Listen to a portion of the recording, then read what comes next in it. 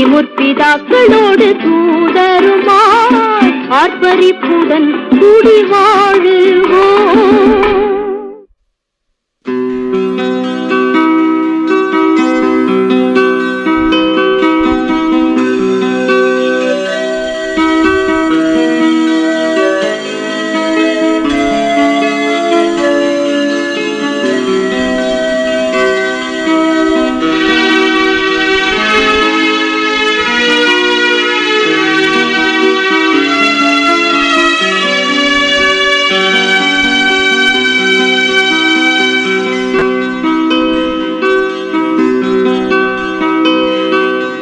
பரநேசுவை காணா. இயேசு கிறிஸ்துவின் நாமத்திலே ஒரு யாவரையும் வாழ்த்தி வரவேற்கிறோம்.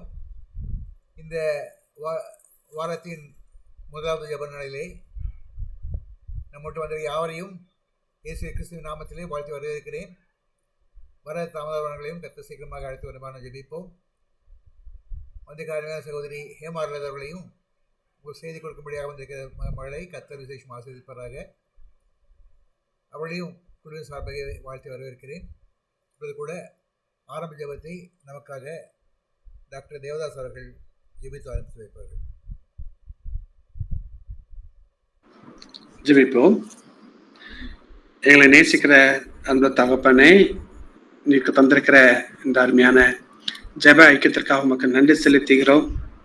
இந்த வாரத்தினுடைய முதலாவது நாளிலே நாங்கள் கூடி வந்திருக்கிறோம். தேவரீர் கிருபையாக இந்த தினத்தில் உமது பிரசன்னம் எங்களுக்கு வெளிப்பட வேண்டுமாறு முதல் மன்றாடுகிறோம். செய்தியை தர இருக்கிற உமது சகோதரியை உமது கரத்தில் நாங்கள் அர்ப்பணிக்கிறோம். தேவரீர் அவர்கள் மூலமாக நாங்கள் என்னத்தை கற்றுக்கொள்ள வேண்டும் சொல்லி நீங்கள் வாஞ்சிக்கிறீங்களோ அதில் நாங்கள் கற்றுக்கொள்ள தேவரீர் எங்களுக்கு கிருபை பாராட்டுங்க. ஆண்டவரே, நாங்கள் இதை கேட்கிறவர்களா மாத்திரமல்ல, எங்கள் வாழ்க்கையில நாங்கள் இதை அத்தியாவசியப்படுத்தி ஆண்டவருக்குள்ளாக நாங்கள் தினமும் வளரக்கூடிய கிருபைகளை எங்களுக்கு தர வேண்டுமா ஜெபிக்கிறோம். ஆண்டவரே, இன்னும் வர தாமதத்தில் இருக்கிற எங்களுடைய சகோதர சகோதரிகளுக்காக நாங்கள் பாரப்பட்டு முடித்து மன்றாடுகிறோம். அனைவரையும் நீர் அழைத்து கொண்டு வர வேண்டுமா ஜெபிக்கிறோம். தகப்பனே, இந்த தினத்திலும் ஜெப ஐக்கியத்தில் ஆரம்பம் முதல் முடிவு வரை முதல் பிரச்சனை எங்களோடு இருக்கட்டும். ஆண்டவரே, நாங்கள் பாடுகிற பாடல்கள், கேட்கிற சத்தியங்கள், ஏறெடுக்கிற ஜெப விண்ணப்பங்கள் எல்லாம் சமூகத்திலே வரட்டும். தேவரீர் எங்களுடைய இன்ஸ்ட்ருமெண்ட்ஸ், எங்களுடைய கம்ப்யூட்டர், எங்களுடைய இன்டர்நெட், எங்களுடைய எல்லா உபகரணங்கள் எல்லாத்தையும் தேவரீர் நீங்கள் கிருபையாக ஆசிரியத்து தாருங்க. எந்த விதமான இடையூறுகளும் இராதபடி தேவரீர் எங்களுக்கு கிருபை பாராட்டணுமா ஜெபிக்கிறோம். பிரசனத்தில் எங்களை அர்ப்பணிக்கிறோம், தாழ்த்துகிறோம். இயேசு மூலம் ஜெபிக்கிறோம் பிதாவே, ஆமென். ஸ்தோத்திரம். இவளை கூட நம்ம இன்றைய சிந்தனைக்காக வரப்போகிறோம். இன்றைய சிந்தனை, இந்த சங்கீதம் 25 எனக்கு மிகவும் பிரியமான சங்கீதம். ஏனென்றால் நான் வேலை பார்த்த காலத்திலே கம்பெனியில் போய் ஆஃபீஸில் என்னுடைய சேரில் உட்கார்ந்த உடனே பைபிள் திறந்து முதலாவது வாசிப்பது, அனுதினமும் வாசிப்பது சங்கீதம் 25 மாத்திரமே. ஏனென்றால் அதில் ஆரம்பம் வந்து கடைசி வரை நடத்தும்படியாக கர்த்தரதிலே அநேக வசனங்களை வைத்திருக்கிறார். அதை ஒவ்வொன்றும் நம்பிக்கையோடு கூட வாசித்திருக்கிறார். இந்த சங்கீதம் அந்த 5ஆம் வசனத்தை வாசிப்படுகிறேன். சங்கீதம் 25 5ஆம் வசனம். உம்முடைய சத்தியத்திலே நடத்தி என்னை போதித்தருளும், நீரே என் ரட்சிப்பின் தேவன், நோக்கி நாள் முழுவதும் காத்திருக்கிறேன். 2 காரியங்கள் இதில் பார்க்கிறோம்.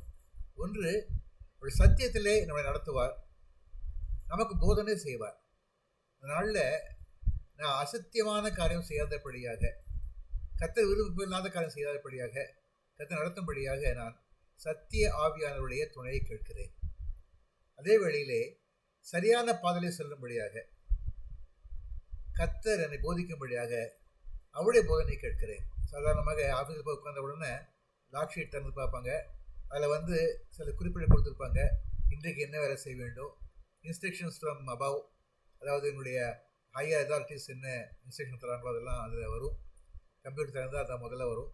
அதெல்லாம் பார்க்குற முன்னாடி கர்த்தருடைய போதனை பெற்றுக்கூட நான் ஆசையோடு காத்திருப்பேன். யோவான் 6:10 பார்க்குறோம். சத்திய ஆவியாகி அவர் வரும்போது சகல சத்தியத்திற்குள்ளும் உங்களை நடத்துவார். அவர் கேள்விப்பட்டவர்களை யாவையும் சொல்லி வரப்போகிற காரியங்களை உங்களுக்கு அறிவிப்பார். அருமையான ஒரு வெளிப்பாடு அது. ஆவியானவர் நம்மை சகல சத்தியத்தில் நடத்துவார். பொய்யான காரியம் ஒன்றும் சொல்ல மாட்டார், மிகையான காரியம் சொல்ல மாட்டார், மாயமான காரியம் சொல்ல மாட்டார். தெளிவாக சிறப்பான காரியம் நமக்கு சொல்வார் என்று அந்த ஆரம்பத்திலே நான் அறிந்து கொண்டிருக்கிறேன். முதலாவது காரியம் சொன்னால், கேள்விப்பட்டவர்களை யாவையும் சொல்லி, இது ஆவிக்குரிய ரீதியில் பார்த்தோம்னாக்கா ஆண்டவர் செய்கிற காரியங்களே கேள்விப்பட்டு சொல்லுவார் என்று பார்க்குறோம். ஆனால் உலக காரியத்தை பார்த்தால் கூட உலக காரியங்களில் நம்முடைய மேல் அதிகாரிகள் என்ன நினைக்கிறார்கள், சக ஊழியர்கள் என்ன நினைக்கிறார்கள், கிளைண்ட்ஸ் என்ன நினைக்கிறாங்க, கஸ்டமர்ஸ் என்ன நினைக்கிறாங்க, அவங்க என்ன செய்ய விரும்புகிறாங்க, என்ன செய்வாங்க, நம்ம எல்லாவற்றையும் கர்த்தர் நம்மளுக்கு காலையில் வெளிப்படுத்துவார். ரெண்டாவதாக வரப்போகும் காரியங்களை, அதாவது what ever happens that day, அன்றைக்கு நடக்க போகிற காரியங்கள் என்ன சொல்லி எல்லாவற்றையும் நமக்கு வெளிப்படுத்துவார். இந்த நம்பிக்கையோடு கூட நான் காத்திருப்பேன். அடுத்தபடியாக சங்கீதம் 27:11 பார்க்குறோம். கர்த்தாவே, இந்த வழியை எனக்கு போதித்து என் எதிராளி நிமித்தம் செவியான பலன் நடத்தும். அநேகர் நம்மளை பொறாமை கொண்ட மக்கள் இருக்காங்க. அவங்க ஏதாவது விதத்தில் தவறு செய்யணும்னு நினைப்பாங்க, நம்ம வழுக்கி விடுவோம் பார்ப்பாங்க, நம்ம சறுக்கி விடுவோம் பார்ப்பாங்க. ஆகையால் அவர்கள் முன்பாக செவ்வையான பாதையை நடத்தக்கூடியவர் ஆண்டவர். ஆகையால் அவரை நோக்கி நான் ஜெபிக்கிற காரியம், ஒரு வழி எனக்கு போதித்து, என்ன போதித்தோம்? 32ஆம் சங்கீதத்தில் 8ஆம் வசனம் பார்க்குறோம். நான் உனக்கு போதித்து நடக்க வேண்டிய வழியை உனக்கு காட்டுவேன். நான் எப்படி என்ன ஸ்டெப்ஸ் எடுக்கணும், என்ன ப்ரியாரிட்டி பண்ணணும், என்ன ஜாப் முதல்ல எடுக்கணும், யாரை முதல்ல சந்திக்கணும், யாருக்கு ஃபோன் பண்ணணும், இது எல்லாவற்றையும் எனக்கு கர்த்தர் போதிப்பார். அது மாத்திரம் இல்லை, அதை என்ன ஸ்டெப்ஸ் எடுத்துக்கணும்னு சொல்லி எனக்கு அவர் போதித்து நடத்துவார். அடுத்தபடியாக அதே வழியில் அவர் மானிட்டர் பண்ணுவார், நான் செய்கிற சரியா தவறா. சில இடங்களில் அவர் போதித்தால் கூட நான் தவறான விதத்திலே காரணம் செய்யலாம். ஆகையால் அவர் என் கண்ணை வைத்து, எம்மை கண்ணை வைத்து நான் செய்கிற காரியம் சரியா இல்லையா, பேசுகிற வார்த்தை சரியா இல்லையா, எடுக்கிற திட்டம் சரியா இல்லையா என்பதை எனக்கு போதித்து ஆலோசனை சொல்லுவார். ஆகையால் நான் உண்மை நோக்கி நாள் முழுவதும் காத்திருக்கிறேன். நாள் முழுவதும் காத்திருக்கேன் என்ற வார்த்தை முக்கியமான வார்த்தை. நாள் முழுவதுமாக முதல வசனத்தில் பார்த்தோம். ஆகையால் நான் நாள் முழுவதும் உன்னை காத்திருக்கிறேன். கடைசியில் பார்க்குறோம் அந்த 25ஆம் சங்கீதத்தில் 5ஆம் வசனத்தில், உண்மை நோக்கி நாள் முழுவதும் காத்திருக்கிறேன். I wait for you the whole day. நாள் முழுவதுமாக கர்த்தர் அடுத்து நான் என்ன செய்யணும், ஒவ்வொருத்தரையும் அவரையே நோக்கி காத்திருப்பேன் சொல்லி நான் ப்ராமிஸ் பண்ணி அந்த வேலையை ஆரம்பிப்பேன். இந்த நாள் எனக்கு சக்ஸஸ்ஃபுல்லாக முடியும் சொல்லி நான் அறிந்திருக்கிறேன். ஆகையால் நம்பிக்கையோடு கூட சாட்சியாக இதை பகிர்ந்து கொள்கிறேன். கர்த்தர் உங்களை ஆசீர்வதிப்பதாக, நடத்துவராக. இந்த ஸ்தோத்திர நாள் கூட புஸ்தகத்திலே 13ஆம் வசனம் வரை கர்த்தருடைய நாமத்திற்கு ஸ்தோத்திரம் உண்டாதாக. வாசிக்கும்படியாக தெரிந்து கொள்ளப்பட்ட வேத பாடம் அப்போஸ்தலனாகிய பவுல் பிலமோனுக்கு எழுதிய நிருபம், வசனங்கள் 10 முதல் 13 வரை. என்னவென்றால், கட்டப்பட்டிருக்கையில் நான் பெற்ற என் மகனாகிய ஒனேசிமுக்காக உம்மை மன்றாடுகிறேன்.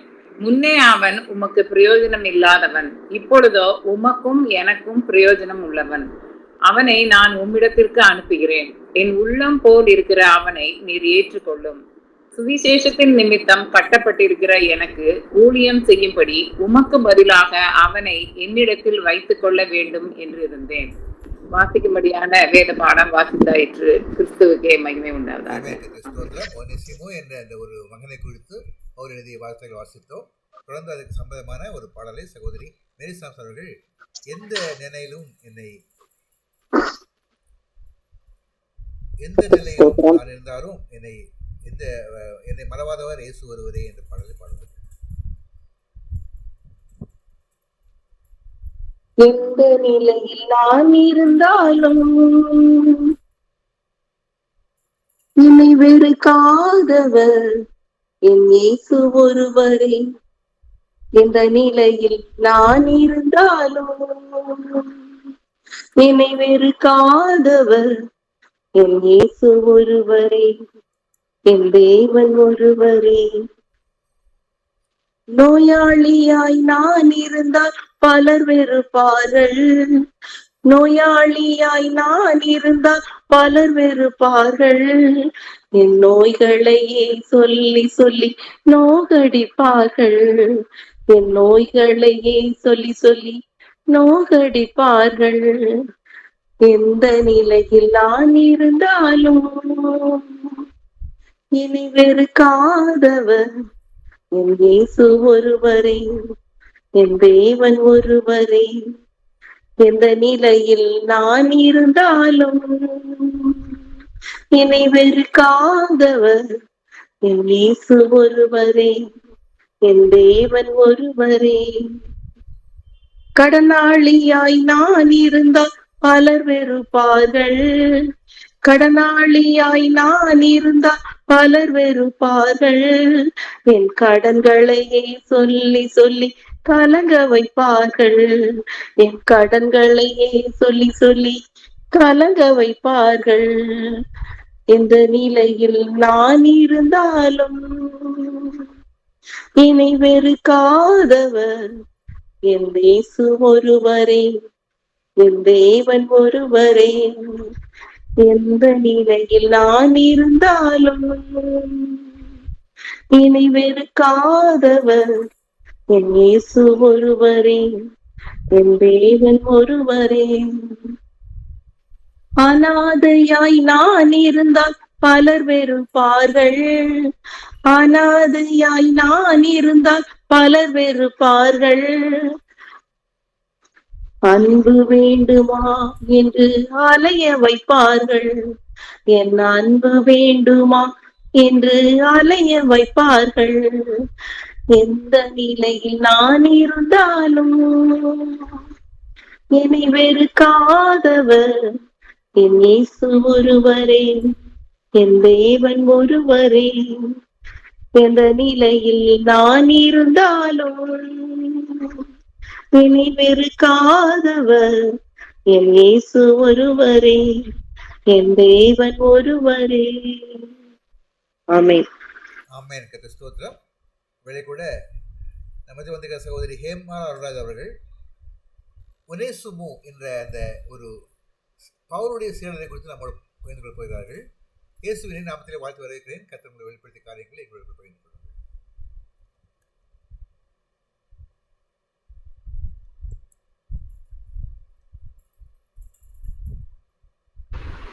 ஹல்லேலூயா.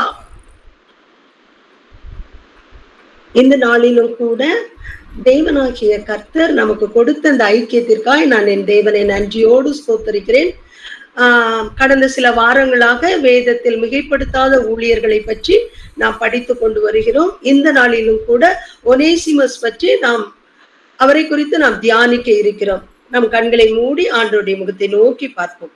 என் அன்பு தகப்பனே, இந்த மாலை வேளையிலும் கூட உங்க சமூகத்துல எங்களை முழுவதுமாய் தாழ்த்தி ஒப்பு கொடுக்கிறோம்.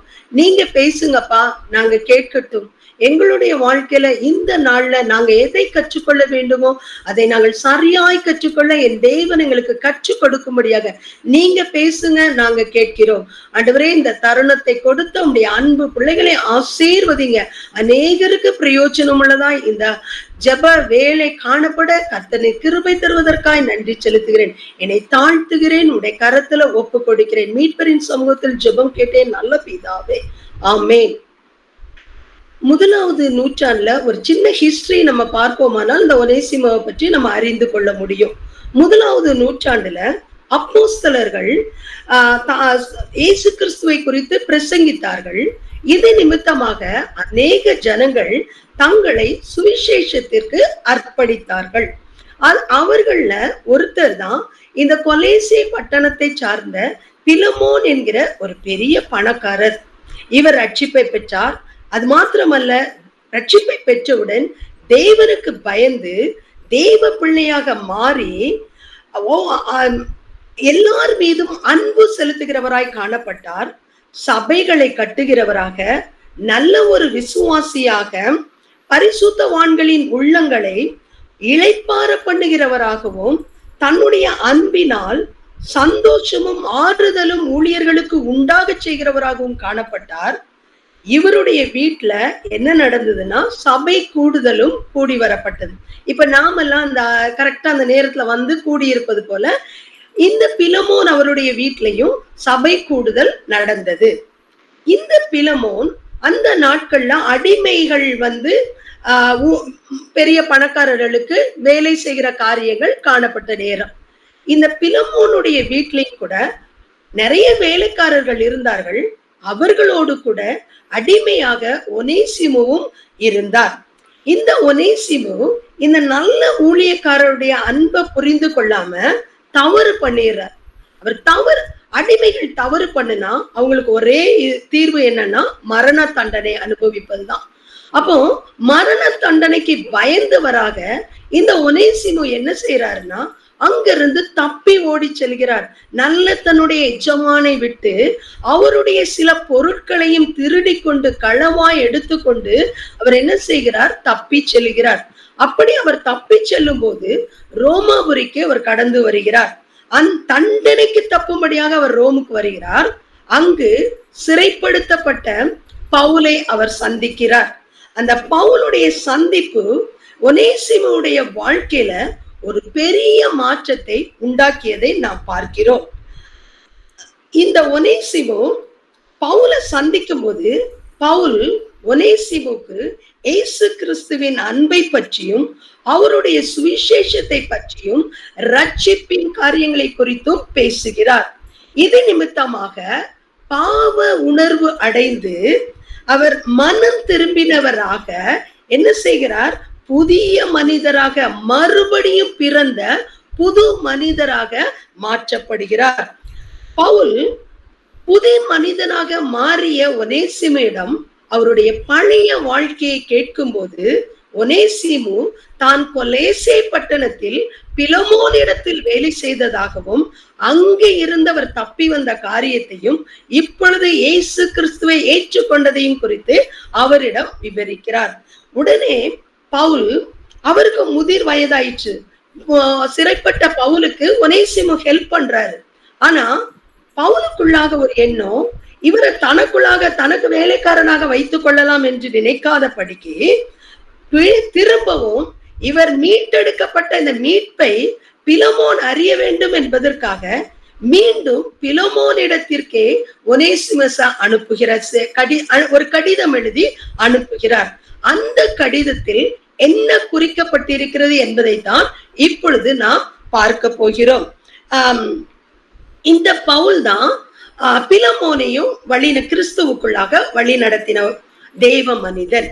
ஆகவே பிலமோனை பற்றி பவுலுக்கு நன்றாய் தெரிந்தது நிமித்தமாக ஒனேசிமிடம் ஒரு கடிதத்தை எழுதி இவனை நீ ஏற்றுக்கொள்ள வேண்டும் என்று குறிப்பிடுகிறார். அந்த கடிதத்துல எப்படி பிலமோன் ஒனேசிமை ஏற்றுக்கொள்ள வேண்டும் என்பதையும் அவர் எழுதுகிறார்.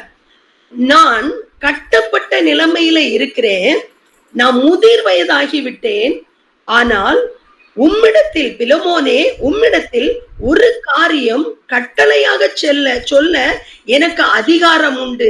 ஏனெனில் உம்மை நான் கிறிஸ்துவுக்குள் வழி நடத்தின ஒரு தேவ மனிதன். ஆகவே கட்டளையாக சொல்ல எனக்கு அதிகாரம் உண்டு. ஆனாலும் அன்பின் நிமித்தமாக நான் மன்றாடுகிறேன் என்று சொல்லி அவர் அந்த கடிதத்தை தொடங்குகிறார். அப்பொழுது நான் உண்மை தேவனிடத்துல வழி நடத்தி இருக்கிறபடினால எனக்கு உங்ககிட்ட ஈஸியா பேசி ஒரு கட்டளை இடுறதுக்கு எனக்கு அதிகாரம் இருந்தாலும் அன்பின் நிமித்தமாக நீ ஒனேசிமை ஏற்றுக்கொள்ள வேண்டும் அப்படின்னு சொல்லி மன்றாடுகிறேன் என்று சொல்லி அவ்வளோ பெரிய தெய்வ ஊழியக்காரனாகிய பவுல் அப்போஸ்தலன் எழுதுகிறார். இந்த பிலமோனுடைய அடிமை குறித்து பவுல் எழுதும் போது என்ன எழுதுகிறார் என்றால், கட்டப்பட்ட நிலைமையில் இருக்கையில் நான் பெற்ற என் மகனாகிய ஒனேசிமுக்காக உம்மை மன்றாடுகிறேன். நல்லா கவனிங்க, பிலமோன் ஒரு நல்ல மனிதன் தான், அவர் ரட்சிக்கப்பட்டவர் தான், அன்பு உள்ளவர் தான். ஆனா அவர் அடிமைகளாகவே நடத்தி கொண்டிருந்தார். ஆனால் பவுல் பிலமோனுக்கு கடிதம் எழுதும் போது நான் பெற்ற மகனாகிய அடிமைதான் ஒனேசிமு, ஆனால் இவனை நான் சுவிசேஷத்தின் நிமித்தமாக தெய்வ பிள்ளையாக மாற்றி தேவனுக்கு சொந்த குமாரனாக நான் மாற்றின என் மகனாகிய ஒனேசிமுக்காக உம்மிடத்தில் மன்றாடுகிறேன் அப்படின்னு சொல்றார். அடுத்தபடியாக ஒனேசிமுடைய முன் நிலைமையையும் அவருடைய பின் நிலைமையையும் குறித்து நாம் வருகிற வசனங்கள்ல வாசிக்கிறோம். முன்னே 11ஆம் வசனத்துல இப்படியாய் வாசிக்கிறோம், முன்னே அவன் உமக்கு பிரயோஜனம் இல்லாதவன், இப்பொழுதோ உமக்கும் எனக்கும் பிரயோஜனம் உள்ளவன்.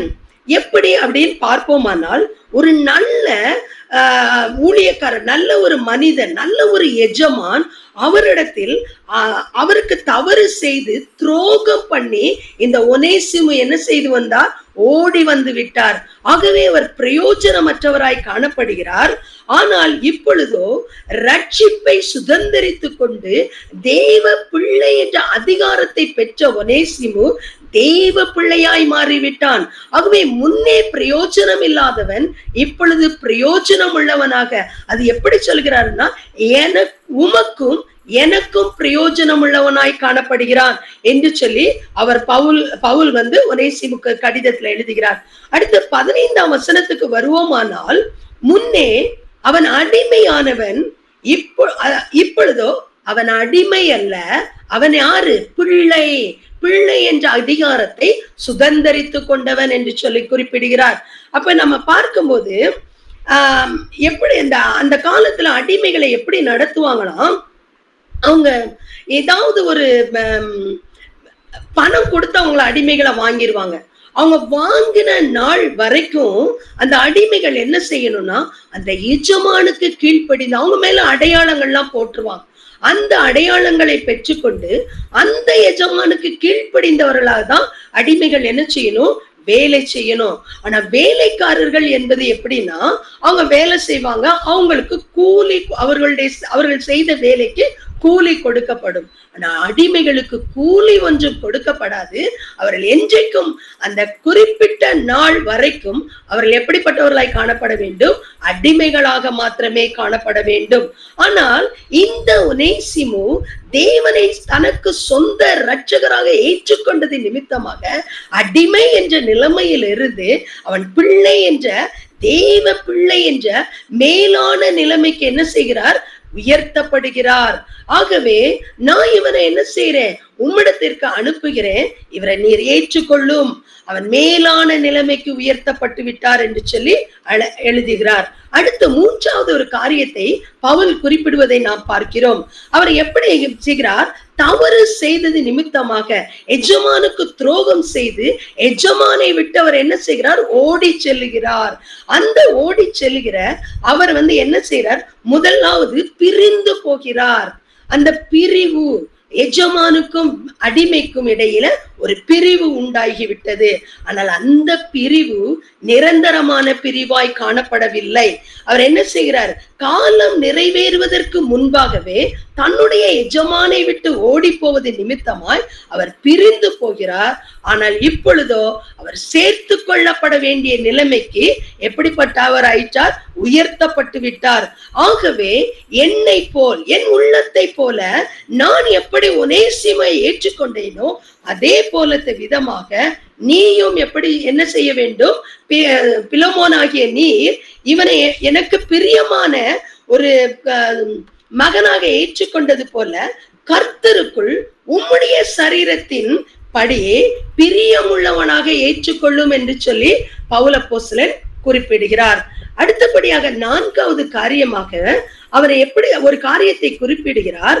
முன்னே அவன் உமக்கு அநியாயம் செய்தவன், உம்மிடத்தில் கடன் பட்டிருந்தான்.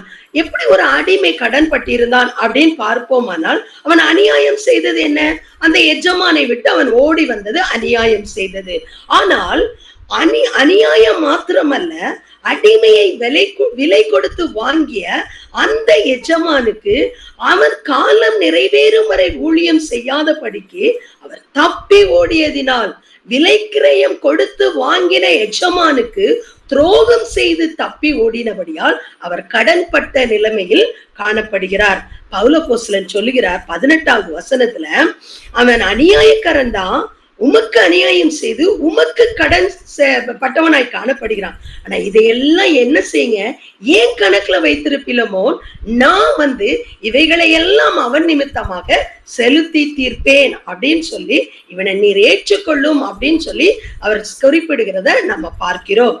இந்த காரியத்தை இவ்வளவு இந்த 4 பாயிண்டையும் வைத்து நம்முடைய வாழ்க்கைக்கு இந்த ஒனேசிமுடைய காரியங்கள் எப்படி நமக்கும் அவருக்கு என்ன சம்பந்தம், இயேசு கிறிஸ்து நமக்காக என்ன செய்தார் அப்படிங்கிறத நம்ம அறிந்து கொள்ளும் போது நிச்சயமாகவே இந்த செய்தி பிரயோஜனம் உள்ளதாய் காணப்படும்.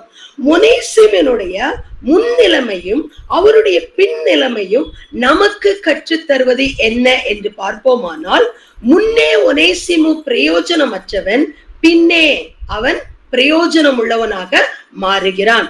அதே போலத்த விதமாய் ஆளுகையுடன் சிருஷ்டிக்கப்பட்ட ஆதாமும் ஏவாளும் சத்துருவனுடைய வார்த்தைக்கு செவி கொடுத்து பாவத்திற்கு உள்ளான போது அவர்கள் எப்படிப்பட்டவர்களாய் மாறி விடுகிறார்கள்? பிரயோஜனமற்றவர்களாய். அந்த ஏதேன் தோட்டத்திற்கு அவர்கள் பண்படுத்த வேண்டிய அந்த நிலத்திற்கு, பிரயோஜனம் உள்ளவர்களாக இருக்க வேண்டிய அந்த நிலத்திற்கு பங்கில்லாதபடிக்கு பிரயோஜனமற்றவர்களாய் வெளியே துரத்தப்படுகிறார்கள். அதே போலத்த விதமாய் அக்கிரமங்களிலும், எபேசியர் 2ஆம் அதிகாரம் 1ஆம் வசனம் 5ஆம் வசனங்கள்ல வாசிக்கிறோம், அக்கிரமங்களினாலும் பாவங்களினாலும் மரித்து போயிருந்த நாம், நம்முடைய நிலைமையும் ஒரு காலத்துல முன் நிலைமையில எப்படி காணப்பட்டது? அக்கிரமங்கள்னால பாவங்கள்னால மரித்து போய் காணப்பட்டிருந்தோம்.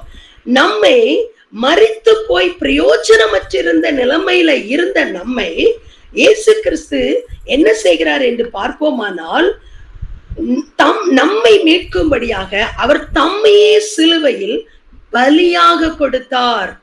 அவர் நம்மை மீட்கும்படியாக தம்மையே பலியாக கொடுத்து பாவத்திற்கு அடிமையாக இருந்த, பாவ மாம்ச சித்தத்தின்படி சிந்தையின்படி வாழ்ந்த நம்மை அவர் என்ன செய்கிறார்? அவருடைய பிள்ளையாக நம்மை பாவத்திற்கு அடிமை அல்ல, இனி ஆண்டவருக்கு அடிமை என்கிற நிலைமைக்கு, பிரயோஜனமற்ற நிலைமையிலிருந்து பிரயோஜனம் உள்ளவனாக மாறி இன்றைக்கு அவருடைய சாட்சிகளாய் மாற்றி வைத்து விட்டார். முன்னே ஒனேசிமு அடிமை நிலைமையில காணப்பட்டார். அடிமை நிலை என்றால் என்ன? பாவத்திற்கு அடிமை, திருடிட்டு ஓடுறார், திருட்டுத்தனத்திற்கு அடிமை, சாபங்களுக்கு அடிமை, வியாதிக்கு அடிமை. நாம் கூட அப்படிதான் பல அடிமைத்தனங்கள்ல காணப்பட்டோம் ஒரு காலத்துல. இன்னைக்கு அந்த அடிமை வாழ்வை மாற்றும்படியாக கிறிஸ்து தாமே அவர் நம்முடைய எல்லா கிரமங்களையும் தன் மீது ஏற்றுக்கொண்டு தன்னுடைய கடைசி சொட்டு ரத்தத்தையும் சிலுவையில நமக்காக சிந்தி பாவம் மன்னிப்பின் நிச்சயத்தை நாம் பெற்றுக்கொள்ளும்படியாக நமக்கு ஒரு சிலாக்கியத்தை உண்டு பண்ணினதை நாம் பார்க்கிறோம். அப்பா பிதாவே என்று அழைக்கிற புத்திர சுவிகாரத்தின் ஆவியை பெற்றுக்கொண்டோம். அடிமையான நிலைமையில் இருந்து இன்னைக்கு பிள்ளை அப்பா பிதாவே என்று கூப்பிடுகிற உன்னத நிலைமைக்கு, அவரோடு கூட ஆளுகை செய்கிற மேலான நிலைமைக்கு நாம் மாற்றப்பட்டு விட்டோம். ஒனேசிமு எப்படி பவுலின் வாயின் மூலமாக கேட்ட சுவிசேஷ வார்த்தைகளின் நிமித்தமாக கர்த்தரை ஏற்றுக்கொண்டு அவருடைய பிள்ளையாக மாற்றப்பட்டாரோ, அதே போலத்த விதமாய் நாமும் சிலுவையில் செந்தின ரத்தத்தினால் அப்பாவ மன்னிப்பின் நிச்சயத்தை பெற்று அவருடைய பிள்ளை என்ற அதிகாரத்திற்கு சொந்தக்காரங்களாய் மாறிவிட்டோம். பிரிந்து போனவன் பிரியமுள்ளவனாய் மாறினான் என்று பார்க்கிறோம். 4வது குறிப்பு, பிரிந்து போனவன் பிரியமுள்ளவனாய் மாறினான். ஏதேனில் பாவம் வந்த போது என்ன நடந்தது? தேவனுக்கும் மனிதனுக்கும் இடையாக ஒரு நடுச்சுவர் காணப்பட்டது. எபேசியர் 2ஆம் அதிகாரம் 14ஆம் வசனத்துல நம்ம வாசிக்கிறோம் இப்படியாக, பகையாக நின்ற பிரிவினை ஆகிய நடுச்சுவரை, நமக்கும் தேவனுக்கும் இடையே காணப்பட்ட அந்த பிரிவினையின் சுவரை அகற்றி போட்டு இயேசு கிறிஸ்துவின் சிலுவை மரணம் அவரோடு கூட நாம் உன்னதங்களில் ஆளுகை செய்யும்படியாக அவருடைய பிள்ளையாக அவருக்குரியதை அனுபவிக்கக்கூடிய ஒரு நல்ல ஸ்லாக்கியத்திற்கு பங்குள்ளவர்களாய் மாற்றி போட்டது.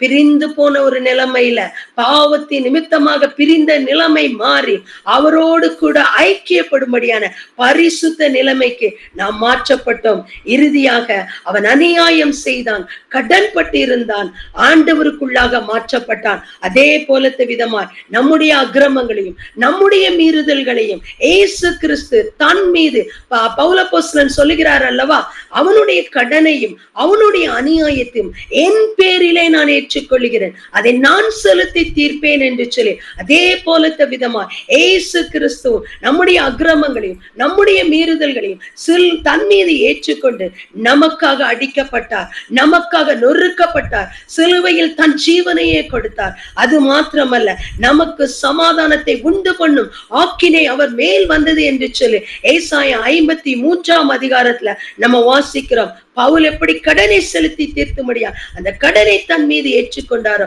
அப்படியே இயேசு கிறிஸ்துவும் நமக்காக அவர் எல்லாவற்றையும் ஏற்றுக்கொண்டார் என்று நாம் பார்க்கிறோம். அவர் விலை கிரயம் செலுத்தி அந்த கடன்களை, அந்த நம்ம பட்ட அக்கிரம பாவ எல்லா கடன்களையும் அவர் தன்னுடைய ஜீவரத்தத்தை விலைக்கிரயமாய் செலுத்தி தன்னுடைய மரணத்தின் மூலமாய் பிரிந்து போன நம்மை அவரோடு கூட ஒன்றிணைக்க அவர் விலைக்கிரயம் செலுத்தி விட்டார். இன்னைக்கு நம்ம யார்? அவருடைய பிள்ளைகள்.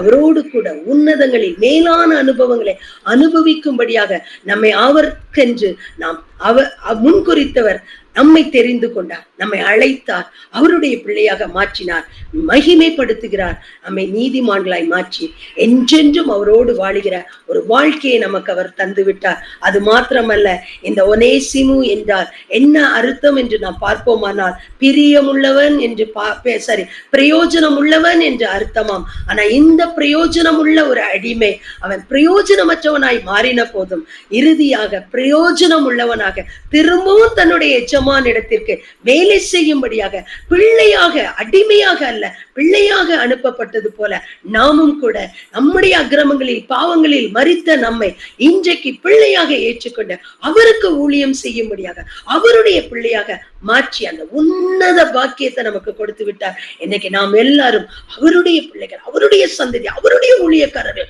அவருக்கென்று நாம் இந்த உலகத்துல நற்சாட்சியாய் வாழும்படியாக, தேவனுக்கு சாட்சி உள்ள ஒரு வாழ்க்கை வாழும்படியாக அழைக்கப்பட்டவர்களாய் காணப்படுகிறோம். அதே 2 கொரிந்தியர் 5ஆம் அதிகாரம் 17ஆம் வசனத்துல நம்ம வாசிக்கும் போது, ஒருவன் கிறிஸ்துவுக்குள் இருந்தார் புது சிருஷ்டியாய் இருக்கிறான், பழைவைகள் எல்லாம் ஒளிந்து போயின, எல்லாம் புதிதாயின, புதிதாக்கப்பட்டவர்களாக அவருடைய ஊழியத்தை இன்னும் பலத்தோடு கூட பிரயோஜனமற்ற நிலைமையிலிருந்து பிரயோஜனமுள்ள நிலைமைக்கும், கடன்பட்ட நிலைமையிலிருந்து அந்த கடன் செலுத்தி தீர்க்கப்பட்ட அவருடைய அடிமை நிலைமையிலிருந்து பிள்ளை என்ற நிலைமைக்கு மாறி அவரோடு கூட உன்னதங்களில் அரசாளும் நிலைமைக்கு ஆளுகை செய்ய, எந்த ஆளுகையை ஆதாமும் ஏவாளும் இழந்து போனார்களோ அந்த ஆளுகையை மீண்டும் பெற்று அவரோடு கூட ஆளுகை செய்யும்படியாக ஒரு உன்னத ஸ்லாக்கியத்தை பெற்ற ஒரு சந்ததியாக மாற்றப்பட்டு இருக்கிறோம். ஆக தேவ சந்ததியாகிய நாம் ஒவ்வொருவரும் இன்றைக்கு இயேசுவிடத்துல நம்ம முழங்கால் படியிட்டு ஒரு காரியத்தை நம்ம கேட்போம். ஏசப்பா, எப்படியாவது எங்களுடைய வாழ்க்கையில நீர் செய்ய நினைத்த காரியங்கள் ஒன்றும் தடைப்படாது, நாங்கள் உம்முடைய பிள்ளைகள், உமக்கு சொந்தம் என்று சொல்லி அவருடைய முகத்தை நோக்கி பார்ப்போம். எங்கள் அருமையான நல்ல தகப்பனே, இந்த அருமையான வேலைக்காய் உமக்கு நன்றி செலுத்துகிறோம். ஒனேசிமு வாழ்க்கையின் மூலமாக ஆண்டவரே நீங்க எங்களுக்கு கற்றுக் கொடுத்த உங்களுடைய பாடங்களுக்காய் நன்றி செலுத்துகிறோம். ஆண்டவரே, முன்னையே நாங்கள் அடிமைகளாய் காணப்பட்டோம் அப்பா. இன்றைக்கு ஆண்டவரே நாங்கள் உம்முடைய பிள்ளைகள் என்ற அதிகாரத்தை பெற்று சுதந்திரவாளிகளாய் மாறிவிட்டோம் ஆண்டவரே. உம்முடைய சுதந்திரவாளிகள் நாங்கள் ஆண்டவரே. எவ்வளவு பெரிய ஸ்லாக்கியத்தை எங்களுக்கு நீங்க சிலுவையில சம்பாதித்து கொடுத்திருக்கீங்க. அந்த ரட்சிப்பின் ஆண்டவரே சுதந்திர பாக்கியத்திற்காய் அப்பா பிதாவே என்று அழைக்கிற புத்திர சுவிகாரத்தின் ஆவிக்கு நாங்கள் உமக்கு நன்றி செலுத்துகிறோம் அப்பா. உலகின் ஆழத்துல இருந்து நன்றி செலுத்துகிறோம். அவனை ஒரு சாட்சியாய் திரும்ப அனுப்பினது போல இந்த உலகத்தில் ஆண்டவர், இந்த பொல்லாத உலகத்தில் ஆண்டவர் உமக்கு சாட்சிகளாக உம்மை ஆண்டவரை வெளிப்படுத்துகிற மக்களாக நாங்கள் எல்லா சூழ்நிலையிலும் காணப்பட எங்களுக்கு என் தேவன் கிருபை தரும்படியாய் ஜெபிக்கிறோம். இந்த நாளில் அந்த வார்த்தைகளை கேட்ட ஒவ்வொருவரையும் இயேசு கிறிஸ்துவின் நாமத்தினால் ஆசீர்வதித்து ஜெபிக்கிறேன் அப்பா. யாருடைய வாழ்க்கையில குறைவுகள் காணப்பட்டாலும், அபாத்திர தன்மைகள் காணப்பட்டால் எல்லாவற்றையும் கால்வாரி சிலுவையின் ரத்தம் ஆண்டவரே ஒரு விசை கழுவி சுத்திகரிக்கட்டும் ஆண்டவரே. உம்முடைய பிள்ளையாக மாற்றி ஆண்டவரே, உம்முடைய பிள்ளை என்ற அதிகாரத்தை கொடுத்த ஆண்டவரே இந்த உலகத்தில் ஆண்டவரே உம்முடைய குமாரரும் குமாரத்திகளும் ஆளுகை செய்கிறவர்களாய் மாற்றி ஆண்டவரே உன்னத வாழ்வை நீர் வைத்திருக்கிறபடியா என் தேவனுக்கு நாங்கள் உள்ளத்தின் ஆழத்திலிருந்து நன்றி செலுத்துகிறோம் ஐயா. அது மாத்திரமல்ல, இந்த தருணத்தை கொடுத்த ஆண்டவரே உம்முடைய பிள்ளைகளுக்கு ஆண்டவரே நீர் இந்த கிருமைகளை கொடுத்து இப்படிப்பட்டதான காரியங்களை ஆண்டவரே தலைப்புகளை கொடுத்து அதை ஆராய்ந்து பார்க்கும்படியாக ஆண்டவரே அதை நாங்கள் ஆண்டவரே எங்களுடைய வாழ்க்கையில அபியாசப்படுத்தும்படியாக எங்களுக்கு நீர் கிருபைகளை கொடுக்கிறீரே, அதற்காய் மக்கள் நன்றி செலுத்துகிறோம். ஆண்டவரே உம்முடைய மகனுக்கு கொடுத்த நல்ல விஸ்டம்காய் நன்றி செலுத்துகிறோம் ஐயா, நல்ல சுகத்திற்காய் நன்றி செலுத்துகிறோம் ஐயா. ஊழியக்காரருடைய சுகத்தை விரும்புகிற தேவனாகிய கர்த்தர் ஆண்டவரே பிரதருக்கும் சிஸ்டருக்கும் வேண்டிய பலத்தை இன்னும் அதிகமாய் கொடுத்த ஆண்டவரே உமக்குள்ளாக நிறுத்துங்க ஆண்டவரே. இன்னும் ஆண்டவரே உம்முடைய ஊழியத்தை உன்னத பலத்தோடு வாலிப வயதின் பலத்தோடு செய்ய கர்த்தர் கிருபை தரும்படியாய் ஜெபிக்கிறேன். அப்படியே பங்கு பெற்ற ஒவ்வொருவருடைய வாழ்க்கையிலும் ஒரு மாற்றம் ஆண்டவரே, கிறிஸ்துவுக்குள் ஆண்டவரே, ஒரு இன்னும் அதிகமாக ஆண்டவர் ஒன்றி சேர்ந்த ஆண்டவரே உம்மோடு கூட இணைந்து ஊழியம் செய்வதற்கு ஒரு புதிய பலன் உன்னதத்திலிருந்து கடந்து வருவதாக இயேசுவின் நாமத்தினால துதிகன மகிமை எல்லாவற்றையும் எடுத்துக்கொள்ளும். மீட்பரின் சமூகத்தில் ஜெபம் கேட்டேன் நல்ல பிதாவே. ஆமேன் ஆமேன் ஆமேன் ஆமேன் ஆமேன். ஸ்தோத்திரம்.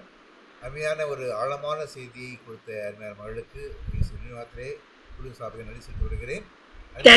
விசேஷமாக அந்த ஒன்னேசியமோ என்ற ஒரு சிறிய ஒரு இன்சிடென்ட் எபிசோடை நமக்கு வேதத்தை எழுதப்பட்டிருக்கிறது. ஆனால் அதை அதிகமாக நம்ம சிந்திக்க முடியாது. அது எவ்வளவோ கருத்து இருக்குது. எப்படி ஆகாத பிரயோஜனமற்றவனை இப்படி ஒரு பிரயோஜனமாக மாற்றுகிறார், கர்த்தர் மாற்றுகிறார், ஊழியம் மாற்றுகிறது என்பதை நன்றாக அறிந்து கொண்டிருக்கிறோம். ஸ்தோத்திரம். நாம் தொடர்ந்து விதமாக ஆண்டவரை கணக்கிட்டுவாங்க. இந்த வேளை கூட முதலாவதாக பார்ப்போம் சொன்னால், கடந்த 6ஆம் தேதி, அதாவது கடந்த சனிக்கிழமை ஒரு ஜெரி ஜோசனுடைய பிறந்த நாள். அன்றைக்கு அநேக விதமான குழப்பங்கள் நிமித்தமாக அடிமையாலும் அதை தயார்படுத்திக் கொள்ள முடியவில்லை. ஆகையால் அதை நாம் கொண்டாடவில்லை. ஆனால் அதற்காக நாம் விட்டுவிடுவதில்லை. இன்று அவருடைய பிறந்தநாளை கொண்டாடும் அருமையான மகளுக்காக நாம் அதை நினைவுக்கு கர்த்தரை ஸ்தோத்திரம் செலுத்துவோம். சகோதரி வாஞ்சாயன் அவர்கள் ஜெபித்து ஸ்தோத்திரம் செலுத்துவார். ஸ்தோத்திரம் அப்பா, நன்றியோடு உம்மை துதிக்கிறோம் ராஜா. இந்த அருமையான நாளிலே தன்னுடைய பிறந்த நாளை கொண்டாடுகிற அருமையான சகோதரி ஜெரி ஜோசப்பினுக்காக நாங்கள் குழுவோக இணைந்து ஆண்டவரே மகளை நாங்கள் வாழ்த்துகிறோம். விசேஷமாக ஜூலை 6ஆம் தேதி அவங்களுடைய பிறந்த நாளை கொண்டாடினாங்க. அதை நாங்கள் இந்த நாளிலே நினைக்கத்தக்கதான கிருபை நீர் எங்களுக்கு தந்திருக்கிறீரே, உமக்கு நன்றி. அருமையான மகளை ஆண்டவரே நீர் எவ்வளவாய் நேசிக்கிறீர், அவர்கள் உண்மை எவ்வளவாய் நேசிக்கிறார்கள் என்று சொல்லி உமக்கு தெரியும் ராஜா. அருமையான மகள் இந்த உம்முடைய ஊழியத்தை அதிகமாக நேசிக்கிற மகள் அப்பா ஆண்டவரே. அவங்க அநேக ஊழியத்திலே தன்னை ஈடுபடுத்தி கொண்டு உமக்காக ஆண்டவரே அவங்க தன்னுடைய நேரத்தை கொடுக்கிறது உமக்கு தெரியும். விசேஷமாக இந்த ஆன்லைன் பிரேயருக்காகவும் அவங்க அதிக நேரத்தை செலவழித்து அவங்களுடைய எல்லா தாளந்துகளையும் எங்களுக்கு ஆண்டவரே அவங்க பயன்படுத்துறது உமக்கு தெரியும் ராஜா. ஆண்டவரே கடந்த வருடம் முழுவதும் அவங்களை நீங்க சுகத்தோடு காப்பாற்றி அநேக ஆசீர்வாதங்களை கொடுத்து ஒரு புதிய வருடத்தை இந்த 6ஆம் தேதியிலிருந்து காணும்படியாக நீ கிருபை செய்தீரே, உமக்கு ஸ்தோத்திரம் என்று சொல்லி எப்படி ஆழத்திலிருந்து அருமையான மகளுக்காக உண்மை நன்றியோடு நாங்கள் ஸ்தோத்திரம் செலுத்துகிறோம். புதிய வருஷத்தை நீங்கள் அவங்களுக்கு ஒரே நன்மையினாலும் முடிசூட்ட வேண்டும் என்று ஜெபிக்கிறோம். ஆண்டவரே பாதை நெய்யாய் பொழிச்சேவன் சொன்ன அந்த வசனத்தின்படியாய் மகளை ஆண்டவரே நீர் ஆசீர்வதித்து அவருடைய வாழ்க்கையில இன்னும் அதிகமான ஆசீர்வாதங்களை நாங்கள் கண்டுகொள்ளும்படியாக கூட்டி கொடுக்க வேண்டும் என்று நாங்கள் ஜெபிக்கிறோம் ராஜா. கிருபையாக மகளுக்கு கொடுத்த குடும்பத்தை நீர் ஆசீர்வதித்து அருமையான பேர குழந்தையை ஆசீர்வதித்து மருமகளையும் ஆசீர்வதித்து நீர் ஆண்டவரே அவங்களுக்கு எல்லா விதமான கிருபைகளையும் அவங்களுடைய கணவனுடைய ஊழியத்தையும் ஆசீர்வதித்து ஆண்டவரே அவங்க கணவன் கையிட்டு செய்கிற எல்லா பிரயாசங்களையும் நீர் ஆசீர்வதித்து ஆண்டவரே இந்த வருஷத்தை ஆண்டவரே விசேஷித்த விதத்திலே அவங்களுடைய ஆவி ஆத்துமா சரீரம் முழுவதும் ஆண்டவரே பிரயோஜனப்படத்தக்கதான விதத்திலே நீர் கிருபையாய் கூட இருந்து வழி நடத்த வேண்டும் என்று ஜெபிக்கிறோம். விசேஷமாக அவங்க சரீரத்துல இருக்கிற சுகவீனம் ஆண்டவரே உமக்கு தெரியும். அவ்வப்பொழுது அவங்க அந்த வயிறிலே ஒரு பிரச்சனைனாலே ஆண்டவரே இந்த கேஸ்ட்ரிக் ப்ராப்ளத்தினாலே கஷ்டப்பட்டு ஆண்டவரே சில நேரங்களிலே அதிகமாக துவண்டு போகிற மகள் அப்பா. அவங்க பலவீனத்திலே உங்களுடைய கிருபை பூரணமாக இம்மட்டும் தாங்கி வந்ததுக்காக உமக்கு நன்றி. இந்த வருடத்திலே அந்த பிரச்சனை அவங்களுக்கு கொஞ்சம் கூட இல்லாதபடி சரீரத்தை விட்டு முழுவதுமாக போ என்று சொல்லி அவங்க அதை துருத்தி அடிக்கத்தக்கதான கிருபையை ஆண்டவரே கொடுக்கும்படியாக நாங்கள் அவங்களுக்கு இணைந்து எல்லாரும் நாங்கள் ஆண்டவரே அவங்களுடைய சரீர சுகத்துக்காக நாங்கள் விசேஷத்துவத்துல ஜெபிக்கிற ராஜா. அதை நீர் கொடுத்து ஆசீர்வதிக்கணும். ஒரு புதிய வருடத்தை அநேக புதிய ஆசீர்வாதங்களினாலே நீர் மகளை ஆண்டவரே வழி நடத்த வேண்டும் என்று நாங்கள் ஜெபிக்கிற ராஜா. கோடா கோடியாய் பெருகுவாக என்று சொல்லி அன்றைக்கு ரெபெக்காளை சகோதரிகள் வாழ்த்தினது போல நாங்களும் சகோதரிகளாக அவங்களை வாழ்த்துகிறோம் ராஜா. கிருபையாக இறங்கி ஆண்டவரே மகளை ஆண்டவரே புதிய வருஷத்திலே புதிய ஆசீர்வாதங்கள் ஆண்டவரே அவங்க குடும்பத்துக்கும் அவங்க கணவனுக்கும் அவங்க பிள்ளைகளுக்கும் பேரப்பிள்ளைக்கும் கிடைக்கும்படியாக ஆண்டவரே அவர்களுடைய ஜெபத்து நிமித்தமாக அவருடைய ஊழியத்து நிமித்தமாக அந்த குடும்பம் முழுவதும் ஆசீர்வதிக்கப்பட நீர் உதவி செய்ய வேண்டும் என்று ஜெபிக்கிறோம் ஆண்டவரே. எல்லா கிருபைகளையும் நாங்கள் கூட்டி அவர்களுக்கு ஆண்டவரே உம்முடைய அவர்களுக்காக நாங்கள் ஆண்டவரை மன்றாடி கேட்கிற ராஜா. அவர்களை வாழ்த்தி ஆண்டவரே விசேஷித்த நன்மைகளை இந்த வருடத்திலே கொடுத்து அவங்களை கிருபையாக நடத்த போயிருக்காங்க. ஸ்தோத்திரம். சென்ற வருடத்தை காட்டிலும் பெரிய அதிக நன்மைகளை இரட்டிப்பான நன்மைகளை பெற்றுக்கொள்ள நீர் உதவி செய்ய போறதுக்காக ஸ்தோத்திரம். துதி கனம் மகிமையெல்லாம் எடுத்துக்கொள்ளுங்க இயேசு கிறிஸ்துவின் நாமத்திலே வேண்டிக் கொள்கிற நல்ல பிதாவே. ஆமென் ஆமென். தொடர்ந்து இந்த நாளிலே கூட நாளை தினத்திலே சகோதரி ஜெரி ஜோசனுடைய மருமகள் சகோதரி ரோஷினி லேம்ப் அவர்களுடைய பிறந்த நாளை கொண்டாடுகிறார்கள். அவளுக்காகவும் தொடர்ந்து சகோதரி மத்தியான ஜெயிப்பார்கள். ரோஷினிதான் இருக்காங்க.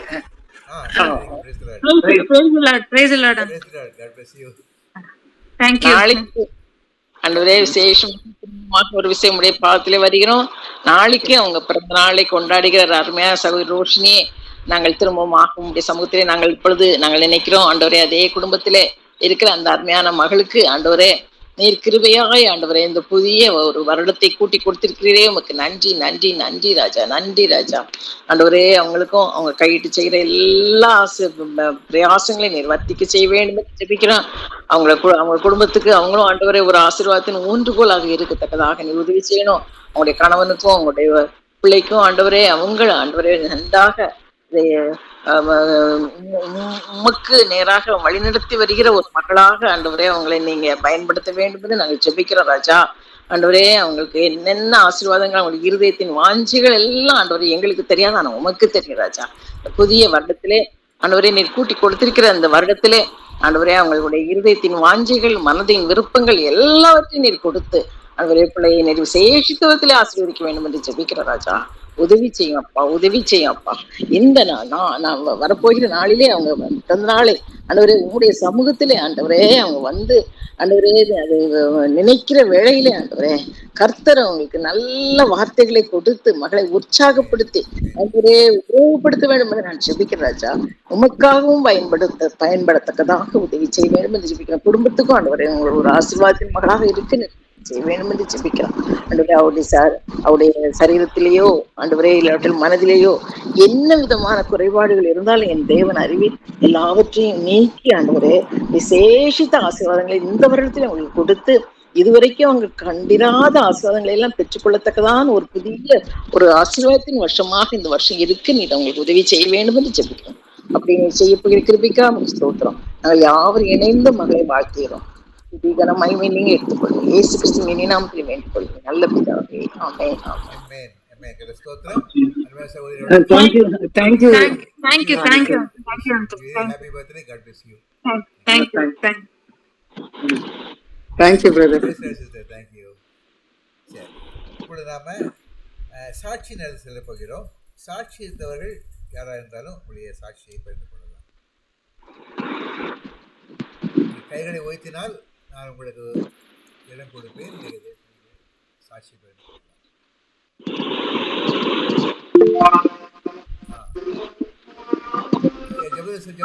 சாட்சி சொல்லுங்க. கர்த்தருடைய பரிசுத்த நாமத்துக்கு மகிமை உண்டாவதாக. இந்த நாளிலும் ஒரு சாட்சி கர்த்தர் என்னை நிறுத்தினபடியால் கர்த்தரை நன்றியோடு துதிக்கிறேன், சோத்தரிக்கிறேன். நேற்றைய தினத்தோடு 1 வருடம் ஆகிறது. நான் என்னுடைய மனைவியும் மகனும் ஒரு ட்ரீட்மெண்ட்டுக்காக முன்சிறை என்ற இடத்திலே, அதாவது மார்த்தாண்டம் பக்கத்திலே முன்சிறை என்ற இடத்திலே ஆஸ்பத்திரியில் சேர்ந்திருந்தார்கள். அங்கே சென்று விட்டு நான் ஒரு 11 மணிக்கு வீட்டுக்கு வந்தேன். வீட்டுக்கு வந்து கொஞ்ச நேரம் படுத்துட்டு அதுக்கப்புறம் மத்தியான சாப்பாட்டுக்கு போவோமே என்று சொல்லி படுத்திருந்தேன். படுத்திருக்கும் போது என்னுடைய சுகர் லெவல் கொஞ்சம் கொஞ்சமாக இறங்கி விட்டது. என் மனைவி அங்கே இருந்தே பல முறை போன் பண்ணாலும் நான் போனை எடுக்கிற நிலைமையில் இல்லை. உடனே அவள் என்னமோ ஏதோ என்று பயந்து பக்கத்துல கீழே எல்லாத்துட்டையும் போய் பாருங்கள் என்ன என்று சொல்லி அப்படி என்று சொல்லி அனுப்பினாள். அவர்கள் வந்து பார்த்து விட்டு நான் படுத்திருக்கிறதை பார்த்து போன் அடிக்கிறதை பார்த்து ஒன்றுமில்லையே என்ன செய்கிறது என்று சொல்லி என்னுடைய ஜன்னலிலே ஒரு வலை அடித்திருந்தது. அந்த வலையை எடுத்து விட்டு பக்கத்திலே ஒரு கம்பு இருந்தது, கம்பை தூக்கி தட்டு தட்டுன்னு தட்டியிருக்கார்கள். நான் எழும்பவே இல்லை. இந்த ப்ராசஸிங் எல்லாம் 4 மணிக்கு நடந்திருக்கிறது. கிட்டத்தட்ட 7 மணிக்கு கதவை எப்படியோ திறந்து ஆஸ்பத்திரியில் சேர்த்தார்கள். ஆஸ்பத்திரி பெல் ஆஸ்பத்திரியிலே சுகர் லெவல் டெஸ்ட் பண்ணும்போது சுகர் 30 என்கிற லெவல்ல இருந்திருக்கிறது. ஆக அவர்கள் என்ன செய்தார்களோ தெரியல. இரவிலே 10 மணிக்கு 230 வந்து விட்டது என்று சொல்லி ஒருவர் சொல்லும் போது அந்த வார்த்தையை கேட்டுதான் நான் கண்ணை திறந்தேன். ஆக சுகர் 30 230 வந்துட்டு 10:30 என்னை டிஸ்சார்ஜ் பண்ணி அனுப்பி விட்டார்கள். நான் அதற்கு பின்பாக பல இடங்களிலே கேள்விப்பட்டேன். எனக்கு தெரிந்த நண்பர் ஒருவர் சுகர் லெவல் 40 வந்து அவர் ஒரு லெவலுக்கு வர்றதுக்கே 4 மாசம் ஆகிவிட்டது என்று சொன்னார்.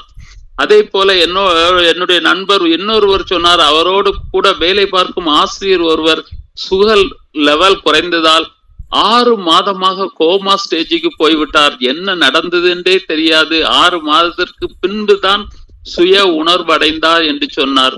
டாக்டர்களும் இது ஏன் இப்படி வந்தது என்று சொல்லி தெரியவில்லை, மிக கவனமாக இருங்கள் என்று சொன்னார்கள். ஆனாலும் கடந்த நேற்றோடு 1 வருடம் முடிகிறது. கடந்த 1 வருடமாக தேவன் என்னை சுகபத்திரமாய் காப்பாற்றினார். எந்தவித நோய் நொடியின்றி, எந்தவித பாதிப்பு பயங்களின்றி பாதுகாத்தார். கர்த்தருடைய பரிசுத்த நாமத்துக்கு மகிமை உண்டாவதாக. அவருக்கே சகல துதியும் கனமும் மகிமையும் உண்டாவதாக. ஆமேன். நல்லா ஞாபகம் இருக்குது. கடந்த வருடம் இதே நாட்கள் நம்ம ஜெப கூட்டத்தில் நம்ம ஜெபம் பண்ணோம். அவளுக்காக நம்முடைய குழுவாக ஜெபித்திருக்கிறோம். கர்த்தர் அவளை இந்த 1 வருடமாக ஆசீர்வதித்திருக்கிறார். அதுக்காக நன்றி செலுத்துறாங்க. இந்த யாராவது சாட்சி சொல்றீங்களா? நான் கூட இந்த இப்போ கடந்த ஒரு 10 நாட்களாக எனக்கு ஒரு பல்வலி, அதாவது விஸ்டம் டூத் சொல்லுமே, அந்த கடைசி பல்ல ஒரு வலி இருந்து கொண்டே இருந்தது. ஆனா இந்த டாக்டர்கிட்ட போறதுக்கு ஒரு சூழ்நிலைகளும் எங்களுக்கு இப்போ பொருந்தி வரல. அதனால நீங்களே அதை சுகப்படுத்திருங்க சாமின்னு சொல்லி நான் ஆண்டோட்ட ஜெபிச்சுட்டே இருந்தேன். அதுக்குள்ள என் கணவருக்கும் அந்த கையில அந்த பலவீனம் வந்தபடினாலே அவங்களுக்கும் அடிக்கடி கார் எடுத்துக்கிட்டு இப்போ போய் காத்திருக்க முடியாது டாக்டர்கிட்ட நம்ம கூட்டிட்டு போய். அதனால கர்த்தரே எனக்கு எப்பயா சுகப்படுத்திட்டா பரவாயில்லையே சொல்லி, ஆனா சாப்பிட கூட முடியாத அளவுக்கு கொஞ்சம் பலவீனம் இருந்து கொண்டே இருந்தது. கர்த்தர் கிருபையாக இப்போ 2 நாட்களாக எனக்கு நல்ல ஒரு பரிபூர்ண சுகத்தை கட்டளையிட்டு இருக்கிறார். அதுக்கு நான் கர்த்தர் நாமத்தை மாத்திரம் மகிமைப்படுத்துகிறேன். இந்த 2 சாட்சிக்காக சகோதரி ஜெரி ஜோசப் அவர்கள் சொல் செலுத்துவார்கள்.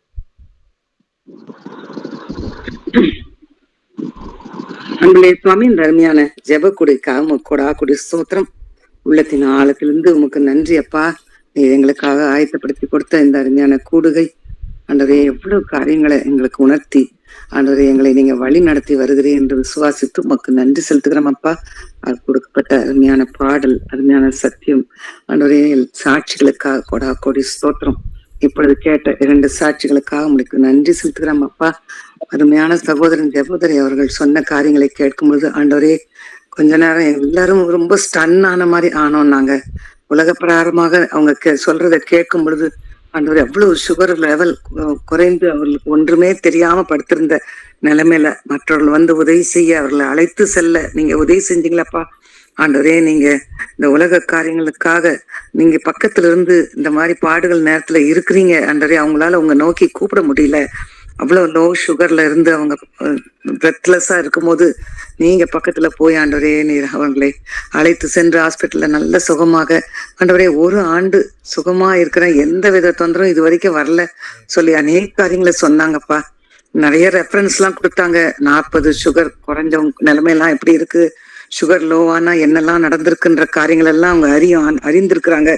ஆனாலும் உமது பேர்ல பற்றுதல் உள்ள தேவன் சுவாமி, உமக்காக தன்னை அர்ப்பணித்த அருமையான சகோதரன் ஆண்டவரே, உமக்காக ஊழியம் செய்கிற சகோதரன் ஆண்டவரே, அவங்க வாழ்க்கையில அவங்க சாட்சியாக வாழ்ந்து கொண்டிருக்கிறாங்க. நாங்கள் விசுவாசித்து உமக்கு நன்றி செலுத்துகிறோம்.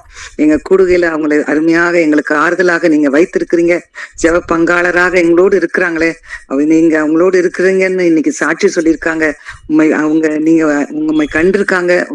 உலகமெங்கும் போய் எனக்காக சாட்சி சொல்லுங்கன்னு சொன்னீங்களே ஆண்டவரே, அவங்க இருக்கிற இடத்துல இன்னைக்கு எங்க ஜெபக்கூடுகையில சாட்சி சொல்லியிருக்கிறாங்க. உங்க கொடா கொடி ஸ்தோத்திரம் ஆண்டவரே. அந்த சாட்சியை நீங்க காத்து கொள்ளுங்க, தொடர்ந்து அவங்கள பலப்படுத்துங்க சுவாமி. அந்த சுகர் லெவல்லாம் நார்மல் ஆயிட ஆண்டவரே, இன்றைக்கு அவங்க எவ்வளவு உற்சாகத்தோடு சொன்னாங்களோ அதே போல ஆண்டவரே அநேக ஆண்டுகளை அவர்களுக்கு கூட்டி கொடுத்து ஆண்டவரே உமக்கு சாட்சியாக ஆண்டவரே உமக்கு ஊழியம் செய்யத்தக்கதாக கிருபை பலன் தாங்க.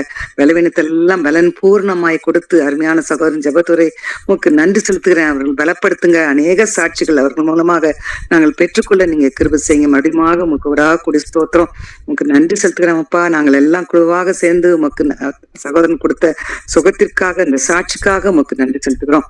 அருமையான சகோதரி வனஜா அவர்கள் சொன்ன இந்த சாட்சிக்காக உங்க கொடா கொடி ஸ்தோத்திரம் ஆண்டவரே. ரொம்ப அழகாக அது தெளிவாக அவங்களுடைய நிலைமையை சொன்னாங்க. பல்வலி இருந்தா கூட அவங்களுக்கு ட்ரீட்மெண்ட்டுக்கு போக முடியாத ஒரு நிலை. ஆனா உம்முடைய பார்வையில அவங்க பாதத்துல அவங்க தன்னை அர்ப்பணித்து தன்னுடைய வேண்டுதல்களை வைத்தாங்களப்பா. உம்முடைய பாதத்துல வேண்டுதல்களை வைக்கும் போது நீ எல்லாவற்றையும் டேக் ஓவர் பண்றீங்கன்ற விசுவாசித்து இன்னைக்கு சாட்சி சொல்லியிருக்காங்க. அந்த வலியில இருந்து விடுதலை கொடுத்துருக்குறீங்க. விடுதலை ரொம்ப வலி பல்வலிதான் சொல்லுவாங்கப்பா. அந்த வலியில இருந்து அவர்களுக்கு விடுதலை கொடுத்துருக்கிறீங்களப்பா. வீட்டுல சகோதரன் ஞான கணவனுக்கு உடம்பு சரியில்லைன்னும் போது தன்னுடைய காரியத்தை குறித்து அவர்களுடைய பாதத்துல வைத்து விட்டு அவர்களுக்கு அவங்க உதவி செய்து கொண்டிருந்ததை நாங்கள் அறிந்து உமக்கு நன்றி செலுத்துகிறோம். ஆண்டவரே, நம்முடைய பாதத்துல நாங்கள் நம்பிக்கையோடு வந்திருக்கிறோம். எங்களுடைய பலவீனத்துல நம்முடைய பலன் பூர்ணமாயிருக்குன்ற சத்திய வசனம் சொல்லப்பட்டிருக்குப்பா. அந்த சத்திய வசனம் மூலமாக உம்முடைய கிருபையினாலே நாங்கள் பலப்படுகிறோம். ஆண்டவரே, உம்முடைய பலன் எங்களுக்கு பூர்ணமாய் இருக்கும்னு சொல்லி விசுவாசித்த சகோதரி ஆண்டவரே அவர்கள் அந்த இதுல பலன் பெற்றுக்கொண்டாங்க. அந்த பல்வலி இல்லாமல் சுகத்தோடு இன்னைக்கு சாட்சி சொல்லியிருக்காங்களே, உமக்கு கொடா கொடி ஸ்தோத்திரம் ஆண்டவரே. உம்முடைய பார்வையில ஆண்டவரே சாட்சி சொல்லும் போது பரலோகத்திலே மகிமைப்படுத்தப்படுகிறதுன்னு எங்களை பார்க்கிறோம் சுவாமி. மனிதர்களுக்கு முன்பாக நீங்க என்னை அறிக்கை செய்யும் போது நான் தேவனுக்கு முன்பாக நான் உங்களுக்கு பரிந்து மன்றாடுவேன், உங்களை மகிமைப்படுத்துவேன், உங்களுக்கு ஆசீர்வாதத்தை வரவழைப்பேன்னு சொல்லியிருக்கிறீங்களே ஆண்டவரே. அப்பேற்பட்ட ஆசீர்வாதத்தை அருமையான சகோதரிக்கு அருமையான சகோதரனுக்கும் இந்த நாளிலே மறுபடியுமாக இந்த விண்ணப்பங்களை இயேசுவின் நாமத்தில் கேட்கிறேன் பிதாவே, ஆமென். ஆமென் ஆமென். ஸ்தோத்திரம். முடிவு ஜெபத்தை சகோதரி மல்லிகா தேவதாஸ் அவர்கள் ஜெபம் பண்ணுவாங்க. எங்களை மிகவும் நேசித்து வழிநடத்துகிற ஜீவனுள்ள தகப்பனே, இந்த அருமையான நாளிலும் அப்பா உங்களுடைய பாதத்திலே கூடி வரும்படியாய் கத்தர் கொடுத்த நல்ல ஸ்லாக்கியத்திற்காக உள்ளத்தின் ஆழத்திலிருந்து நன்றி செலுத்துகிறோம் தகப்பனே. இந்த நாளிலும் கர்த்தாவே செய்தி கொடுத்த அருமையான மகளுக்காக உங்களுடைய பாதத்திலே நாங்கள் ஜெபிக்கிறோம் தகப்பனே. அப்பா ஒனேசிமை பற்றி அழகாக ஆண்டவரே அப்பா கற்றுக் கொடுத்தார்கள். உண்மை துதிக்கிறோம், உண்மை ஸ்தோத்திரிக்கிறோம் அப்பா, நன்றி செலுத்துகிறோம் அப்பா. அவங்களுடைய குடும்பங்களுக்காக ஜெபிக்கிறோம். அவங்களுடைய மன விருப்பங்கள் வாஞ்சைகளை அறிந்திருக்கிற தேவன் ஆண்டவரே அப்பா, என்னென்ன காரியங்களை கர்த்தாவே உங்களுடைய சமூகத்திலே அந்தரங்கத்திலே கேட்கிறாங்களோ என் தேவன் தாமே வெளியரங்கமாய் நீர் பதில் கொடுக்க முடியாய் கூட நாங்கள் ஜெபிக்கிறோம். மன விருப்பங்களை கர்த்தர் நீங்க நிறைவேற்றி கொடுக்க முடியாய் ஜெபிக்கிறோம் அப்பா. ஆண்டவரை தாமதித்துக் கொண்டிருக்கிற ஒவ்வொரு காரியங்களையும் என் தேவன் இடைப்பட்டு கர்த்தாவே ஆண்டவர் பிள்ளைகளுக்கு ஆண்டவரை சகலத்தை நன்மையாய் செய்து முடிக்கிற கர்த்தர், நன்மைகளை செய்து கர்த்தாவே பிள்ளைகளை மகிழ பண்ணும்படியாய் உங்களுடைய திருக்கரத்திலே நாங்கள் முழு குடும்பத்தையும் அர்ப்பணித்து ஜெபிக்கிறோம். கர்த்தர் நீங்க பொறுப்படுத்திக் கொள்ளுங்க, ஆசீர்வதிங்க. இன்னுமாக கூட தகப்பனே இந்த ஜெபத்துல இணைந்து கொண்ட ஒவ்வொரு குடும்பங்களுக்காக கூட உங்களுடைய சமூகத்திலே நாங்கள் ஜெபிக்கிறோம் அப்பா. தகப்பனே ஒவ்வொருவரையும் கர்த்தர் நீங்க பேர்பெராய் குடும்பமாய் நீர் ஆசீர்வதிக்க முடியாது ஜெபிக்கிறோம். மன விருப்பங்கள் வாஞ்சைகள் எல்லாவற்றையும் கர்த்தர் நீங்க நிறைவேற்றி கொடுங்க. அவங்க குடும்பத்துல என்ன தேவைகளுக்காக உண்மை நோக்கி பார்க்கிறாங்களோ அத்தனை தேவைகளையும் கர்த்ததாமே நீர் சந்தித்து பிள்ளைகளை சந்தோஷப்படுத்த முடியாது ஜெபிக்கிறோம். இன்றைய நாளிலும் இணைய முடியாத தடையாய் காணப்பட்ட ஒவ்வொருவருக்காகவும் கூட நாங்கள் ஜெபிக்கிறோம் அப்பா. தடைகளை நீக்கப்படுகிற முன்சென்று எல்லா தடைகளை நீக்கி சரியான நேரத்துல கர்த்தாவே இந்த லிங்க்ல வந்து இணைந்து கொள்ளவும் கர்த்தர் நீர் அவர்களுக்கு கிருபைகளை தரும்படியாய் கூட நாங்க பாரத்தோடு ஜெபிக்கிறோம் தகப்பனே. இந்த நாளிலும் ஆண்டவரே நாங்கள் நாட்டிற்காக ஆண்டவரே மக்களுக்காக அநேகருக்காக ஜெபிக்க முடியாய் கர்த்தர் நீங்க கிருபை கொடுத்தீங்க. அதற்காக கோடானு கோடி நன்றி செலுத்துகிறோம் அப்பா. எங்களுடைய விண்ணப்பங்களை கேட்கிற தேவன். ஆண்டவரே, இந்த நாளிலும் ஜெபித்த ஜெபங்களுக்கு கர்த்தர் ஆம் என்றும் ஆமென் என்று நீர் பதில் கொடுத்த கிருபைகளுக்காக கோடான கோடி நன்றி செலுத்துகிறோம். உம்மை துதிக்கிறோம், உம்மை ஸ்தோத்திரிக்கிறோம். கர்த்தர் எழுப்பி கொடுத்த சாட்சிகளுக்காக உம்மை துதிக்கிறோம், உம்மை ஸ்தோத்திரிக்கிறோம் அப்பா. இந்த நாளிலும் ஒவ்வொரு ஜெப பங்காளர் குடும்பங்களுடைய பாதுகாப்புக்காக நாங்கள் ஜெபிக்கிறோம். குடும்பத்தின் பராமரிப்புக்காக கூட நாங்கள் ஜெபிக்கிறோம் அப்பா. கர்த்தர் நீங்க பொறுப்படுத்திக் கொள்ளுங்க, ஆசீர்வதிங்க, வழி நடத்துங்க. உம்முடைய செட்டையின் மறைவில ஒவ்வொருவரையும் வைத்து நீங்க பாதுகாத்துக் கொள்ளுங்க. ஒவ்வொருடைய வீட்டு நிலைக்காலிலும் உங்களுடைய ரத்தம் இருக்கிறதுக்காக கூடான கூடி நன்றி செலுத்துகிறோம். போக்கிலும் மரத்திலும் உங்களுடைய தெய்வீக பிரசன்னம் கூட இருந்து பாதுகாக்கிற அன்பிற்காக கூடான கூடி நன்றி செலுத்துகிறோம். உம்மை துதிக்கிறோம், உம்மை ஸ்தோத்திரிக்கிறோம் அப்பா. இன்னுமாக இந்த ஜெப ஊழியம் ஆண்டவரே தடையின்றி இவ்வளவு நாளும் கர்த்தர் நீங்க நடத்தி கொடுத்தீங்க. அதற்காக கூடான கூடி நன்றி செலுத்துகிறோம், உம்மை துதிக்கிறோம் அப்பா. தொடர்ந்து ஆண்டவரே அப்பா உம்முடைய நாம மகிமைக்காக ஆண்டவரே உம்முடைய வருகை மற்றும் கர்த்தாவே இந்த ஊழியம் தொடர்ந்து நடைபெற கர்த்தர் நீங்க கிருபை பாராட்ட முடியாது ஜெபிக்கிறோம். இந்த ஊழியத்துல கர்த்தாவே அப்பா அநேகர் வந்து கலந்து கொள்ளும்படியா இந்த ஊழியம் இன்னுமாக விருத்தியடைய கர்த்தர் நீங்க கிருபை பாராட்ட முடியாது கூட நாங்கள் ஜெபிக்கிறோம். முழு ஆண்டவரே அப்பா முழு காரியங்களையும் உம்முடைய கருத்திலே நாங்கள் அர்ப்பணிக்கிறோம். கர்த்தர் நீங்க பொறுப்படுத்திக் கொள்ளுங்க.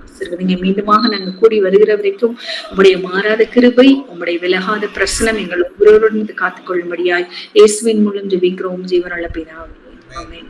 கர்த்தருடைய ஜெபத்தை எடுப்போம். பரமண்டலத்தில் இருக்கிற எங்கள் பிதாவே, நாமம் பரிசுத்தப்படுவதாக, ராஜ்யம் வருவதாக, உம்முடைய சித்தம் பரமண்டலத்தில் செய்யப்படுவது போல பூமியிலும் செய்யப்படுவதாக. அந்நருள் அப்பத்தை எங்களுக்கு இன்று தாரும். எங்களுக்கு விரோதமாக குற்றம் செய்ய நாங்கள் மன்னிக்கிறது போல எங்கள் குற்றங்களை எங்கள் மன்னியும். எங்களுடைய சொர்க்குள் பிரவேசிக்க பண்ணாமல் தீமன் விஷயத்துக் கொள்ளும். ராஜ்யமும் வல்லமையும் மகிமையும் என்றென்றைக்கு முடிவிலே. ஆமென். நம்முடைய கர்த்தராகிய இயேசு கிருபையும் பிதாவாகிய தேவனுடைய அன்பும் பரிசுத்த ஆவியின் ஐக்கியமும் இன்றும் என்றுமாக நிலவோடு இருப்பதாக. ஆமென்.